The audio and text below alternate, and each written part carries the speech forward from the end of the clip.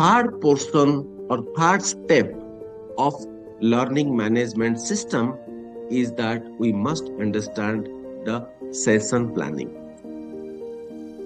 Now, what is session planning?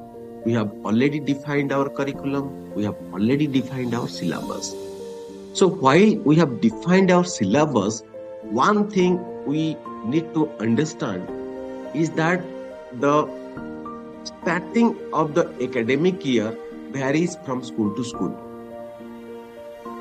I'll tell you one example. When academic year starts, in most of the areas, it starts from the month of June and goes until month of March, and April, May, they become the holidays for the children. But some schools, they start the academic year from April. After that, they give certain holidays. Again, they restart from the month of June or July. So this is how in different places we follow the academic year. So bringing the academic year starting period and ending period, then putting them into our syllabus planning is called our session planning.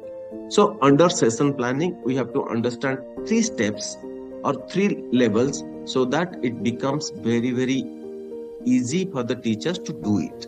Now, what we need to do as the level 1 is that mapping the starting and ending period of each term.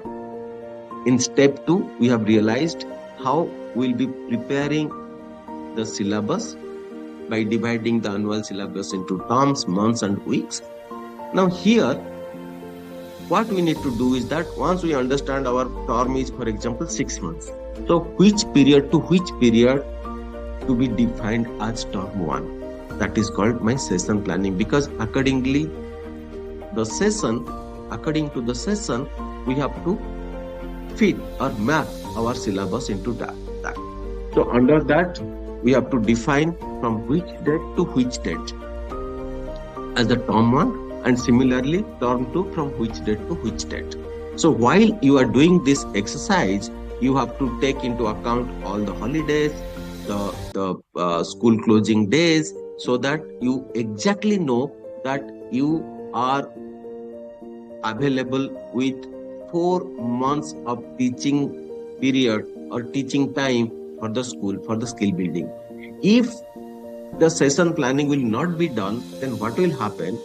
You say that my term 1 is, let's say, June till December, and you are having 6 months, but you do not consider the number of holidays or number of off days that is there in the school as a part of winter holidays, or you have Christmas holidays, a lot of other holidays that is being part of the academic year.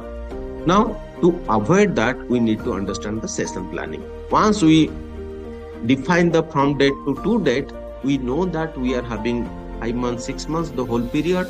Total number of holidays are this much. So I am left with this many months or this many days of teaching period.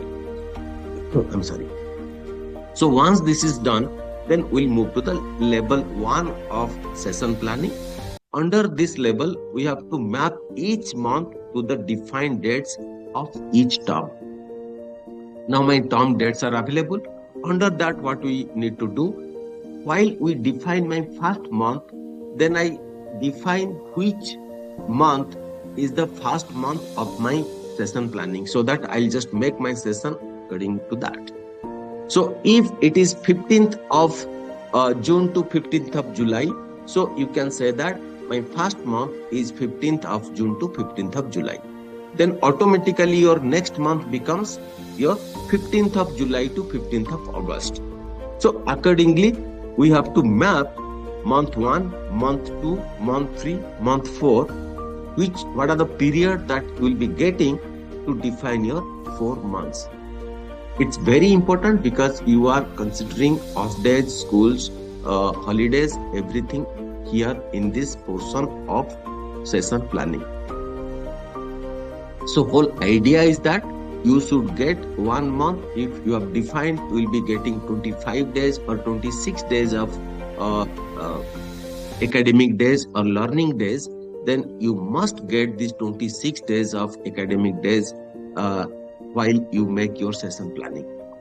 Sometimes it happens you say that you will be having June month as your first month, but you realize that school reopens on 7th of June. So when you talk about 7th of June, then 7th of June till 30th of June becomes only 23 days. Then, and number of teaching days becomes, let's say, 20 or 19 days. So now, because of this less number of days, you may miss out some of the syllabus portion while you manage your portion for that particular month. Because of that, it's very, very important. And here you need to understand, when you talk about each month under session planning, you must ensure that you are getting whatever is the number of days of teaching is defined under your syllabus or curriculum. Now, once you have done that, you have ensured that you are getting exactly the number of days by doing this session planning.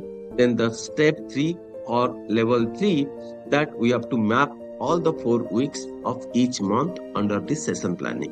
Similarly, we have to do week 1, week 2, week 3 and week 4 of that defined month as a part of your session planning in terms of weeks.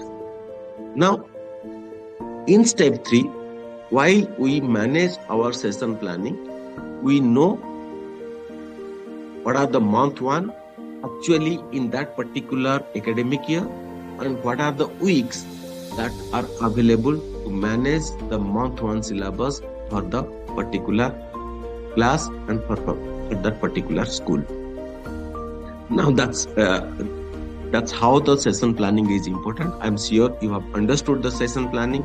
Session planning, to summarize, is the defining the actual dates, actual time of a given academic year into the syllabus and curriculum we have defined for that particular class, so that we know while we'll be managing that particular academic year. For example, it could be 2025-26. Then while we fit our syllabus into 25 and 26, then our months, weeks may be different than it was in the previous year. So that's where the session planning is.